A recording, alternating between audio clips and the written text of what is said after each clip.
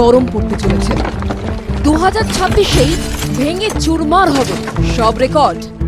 2026-এর দ্বিতীয়ার্ধে ভয়ঙ্কর মূর্তি ধারণ করতে পারে এল নিনো। বর্ষাকালে স্থায়িত্ব থাকবে না বললেই চলে।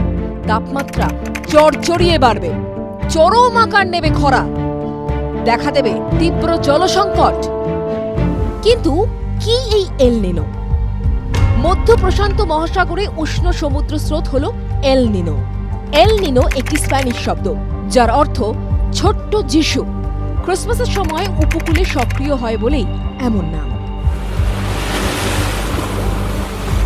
এল নিনোর জেরে সমুদ্রের উপরিভাগে জলের তাপমাত্রা অস্বাভাবিকভাবে বৃদ্ধি পায়।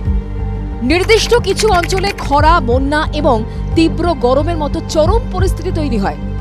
আর এর বিপরীত অবস্থাকেই বলে লা নিনা। তবে গ্লোবাল ওয়ার্মিং এর কারণে লা নিনার থেকেও এল নিনোর প্রভাবই বেশি। বিগত কয়েক বছরের মধ্যে 2023-24 সালে এল নিনোর প্রভাব ছিল শক্তিশালী। 2014 থেকে 2016 সালে এল নিনোর প্রভাবে তাপমাত্রা ব্যাপক বৃদ্ধি পেয়েছিল। আর এবার 2026 কি অপেক্ষা করছে? এপ্রিলে জানা যাবে এল নিনোর কতটা প্রভাব পড়তে চলেছে ভারতে। জি 24 ঘন্টা ডিজিটাল।